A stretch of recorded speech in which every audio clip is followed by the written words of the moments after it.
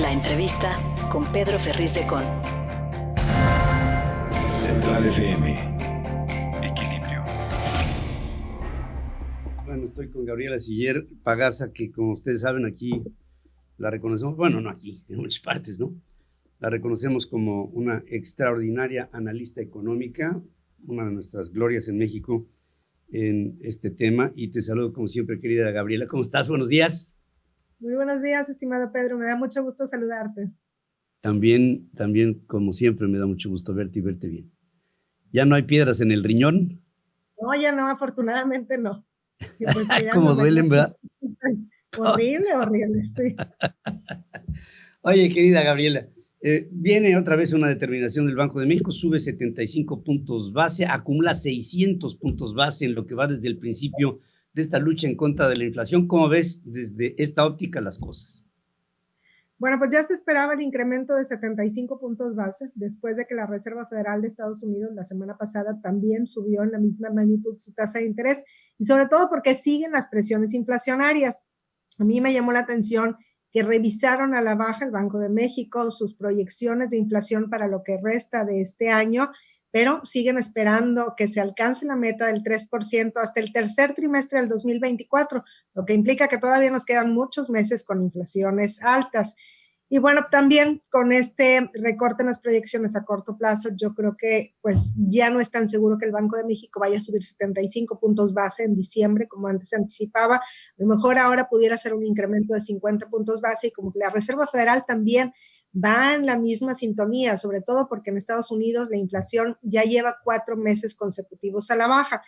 En México, Pedro, nosotros en Grupo Financiero Base creemos que la inflación todavía pudiera repuntar un poco hacia niveles de 8.8%, sobre todo porque en noviembre hay ajuste en las tarifas del servicio eléctrico, y esto típicamente pues hace que la inflación de noviembre, el anual, suba, y además también en diciembre pues se puede dar un efecto matemático de baja base de comparación, porque el año pasado el índice nacional de precios al consumidor, sobre el cual se calcula la inflación, pues mostró un avance muy pequeño, sobre todo por el componente no subyacente. En el caso de México todavía vemos presiones inflacionarias importantes, pero ya se empieza a ver la luz al final del camino, como consecuencia de que a nivel internacional pues ya no ha habido tanta volatilidad en los precios de las materias primas, y también como consecuencia de la apreciación del peso mexicano y de la disminución en la inflación en Estados Unidos.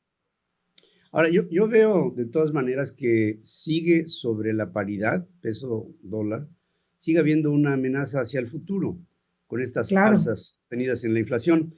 Yo veo un desliz del peso hacia principios del año que viene en función de su convertibilidad y su posición económica. Veo por ahí las cosas. Digo, no tengo la visión ni todos los alcances que tú tienes, pero por ahí veo las cosas en términos de la estabilidad de lo que, claro, hoy tenemos un peso que no tiene la forma en la que se le ataba en el pasado, pero de todas maneras pienso que se irá deslizando un tanto, por un lado. Y por otro lado también estoy viendo a una economía que su índice de confianza en el consumidor todavía es débil, y digamos a nivel individual creo que seguimos ante la perspectiva de un año difícil que empezó en septiembre de este año y que pudiéramos estar saliendo de la parte más acuciante en septiembre del año que viene.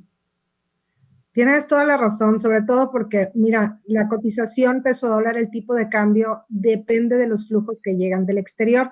Y si estamos viendo tipos de cambio a niveles aproximados de 19.30 pesos por dólar, tiene que ver con que las exportaciones han crecido, y precisamente porque van hacia Estados Unidos, porque han llegado remesas y porque ha llegado inversión extranjera directa, también buscando la oportunidad del nearshoring. Sin embargo, hay muchos riesgos sobre el tipo de cambio y se espera que Estados Unidos, una alta probabilidad de que pueda caer en una recesión leve, y ante esto pues obviamente las exportaciones y remesas se van a desacelerar y el peso mexicano pues se va a depreciar un poco. No se espera una gran depreciación, eso solamente lo veríamos en caso de una crisis. Y respecto a la economía mexicana, pues precisamente estamos viendo que el impulso viene del sector externo, de las exportaciones, de las remesas, pero de manera interna se frena. Acabamos de ver también, hoy publicaron pues la actividad industrial mostrando una ligera contracción. Y bueno, pues la inversión fija bruta, que es lo que se supone que tendría que estar creciendo para generar un motor interno en nuestra economía, pues todavía se encuentra 11% por debajo del nivel máximo histórico alcanzado en julio del 2018. Entonces sí, hay muchos riesgos para México. Yo creo que ahorita el principal riesgo está en este proceso de consultas del TEMEC, donde pues se supone que se debería haber terminado el 3 de octubre, pero Estados Unidos lo ha alargado como que para ver si se ponen de acuerdo, pero tiene todo el poder como para decir, bueno, pues ahora sí nos vamos a los paneles, y si en los paneles se falla en contra de México, pues entonces ahí se tendrían que pagar multas que presionarían todavía más a las finanzas públicas o aranceles, lo cual obviamente pues afectaría a las exportaciones e inversión extranjera directa, que dijimos que es lo que está impulsando ahorita el crecimiento económico. Y en segundo lugar, como riesgo, pues está también la posibilidad de que la recesión en Estados Unidos no sea leve, sino que más bien moderada o más fuerte por todos estos incrementos que se dan en la tasa de interés. Y bueno, pues también se incrementa un poco hacia el siguiente año el riesgo político, porque siempre un año antes de que haya elecciones, pues se genera mucha incertidumbre. Y en el país, bueno, pues prácticamente hemos vivido en incertidumbre en los últimos años, y con todo esto, fíjate, a pesar de que en el tercer trimestre vimos un crecimiento bastante alto, 4.3% anual, México no ha terminado de recuperarse. Y bueno, pues será a lo mejor en el 2023 cuando recuperemos los niveles que teníamos del PIB en el 2018, pero en términos del PIB por habitante será hasta el 2028, lo cual pues es una década perdida. Sí, fíjate que ayer estaba yo pensando que una cosa es un país con crisis económica y con democracia, y otra cosa es un país con crisis económica y sin ella. Y pienso que, entiendo que es un factor político, Gabriela, pero de todas maneras, pues tú sabes que todo esto incide en la economía. Yo pienso sí, claro, que después de lo que pasa este domingo, que en esta marcha que se organiza para defender a la democracia, si México como país en su conjunto da una señal de estar alerta ante la defensa de lo que es nuestro proceso democrático, en términos económicos, en el mediano plazo nos va a ir mejor. Si sucumbe México ante una iniciativa que deteriorara la institución, pienso que tendríamos entonces el segundo caso, un país con una crisis económica, como muchos, pero con una crisis de democracia, y esto le daría un acelerador a la crisis económica per se, y es por eso que pues tenemos que ver que todo esto influye en nuestra forma de vida, en nuestro ingreso, en nuestra oportunidad, en nuestro trabajo, en nuestro bienestar, en el de nuestra familia, en todo. Sí, definitivamente, inclusive por eso se ve que el factor político como un factor de riesgo siempre, porque sí incide en la actividad económica. Y bueno, muchas veces, y es el caso de México, pues algunas de las reformas, iniciativas que se han llevado a cabo, en lugar de propiciar un mayor crecimiento económico, lo han frenado. Y por ejemplo, en las finanzas públicas, pues también creemos que si no se corrige el camino que se tiene hasta ahorita, pues al inicio de la siguiente administración, ahí podríamos ver una crisis de finanzas públicas, porque el gasto público no se ha ejercido de la manera más eficiente, y además se está generando un hueco, un mayor endeudamiento que obviamente se hace una bola de nieve cada vez más grande. Sí, por supuesto que sí. En todo ello, he visto un desempeño de Banco de México con Victoria Rodríguez Ceja, que pues sabemos de dónde salió y cómo, y con todo y todo sigo viendo, y lo digo en positivo, sigo viendo un comportamiento del Banco de México que resulta autónomo y digamos, muy cuidado por la gobernadora y los subgobernadores, es decir, yo pensaba una dependencia mayor del Ejecutivo del Banco de México, y lo veo actuando de una manera institucional, y esto creo que también es un factor de estabilidad, que busca la estabilidad, y me gusta. Sí, definitivamente. De hecho, el año pasado, ¿recuerdas cuando se metió la iniciativa para que el Banco de México aceptara dólares? Ahí el tipo de cambio subió inmediatamente, porque se tomó como que, pues entonces ya en la práctica el Banco de México no va a ser tan autónomo.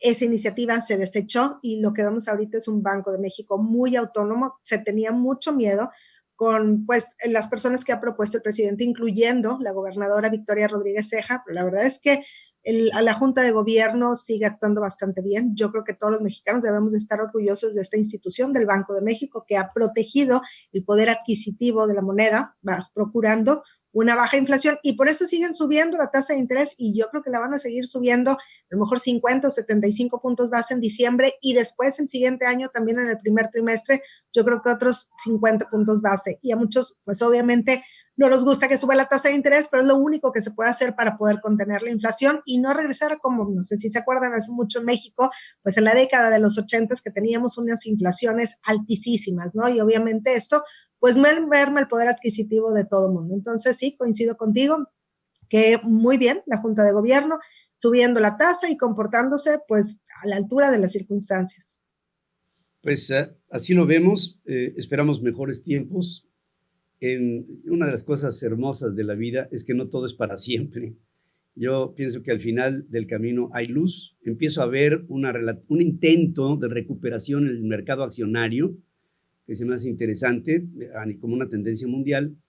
Y bueno, sí creo que vamos hacia un nuevo orden, que no sé por dónde vaya, pero creo que el ritmo, el tono, la forma de la economía en el mundo está cobrando otro tipo de capacidades y de agilidades y de instrumentos, y pues hay que estar con los ojos muy abiertos y pensando fuera de la caja, esperando también a lo mejor soluciones que en otro tiempo ni siquiera se hubieran pensado y que hoy fuera de la caja, a lo mejor esto nos serviría para accionar a una economía y dar más oportunidades y más trabajo a más gente. Gabriela Siller, como siempre, es un gusto el hablar contigo. Y espero que de aquí hacia el fin del año se contengan las cosas de tal manera que no se disloque la economía mexicana por asuntos de carácter político, por lo menos, y que haya un bálsamo para que vayamos sostenidamente creciendo pues espero para el 2024. Y gracias como siempre por tu presencia aquí. Muchas gracias a ti, Pedro. Hasta luego. Gracias. Un placer el verte. Sigue escuchando a Pedro Ferriz de Con. Central FM.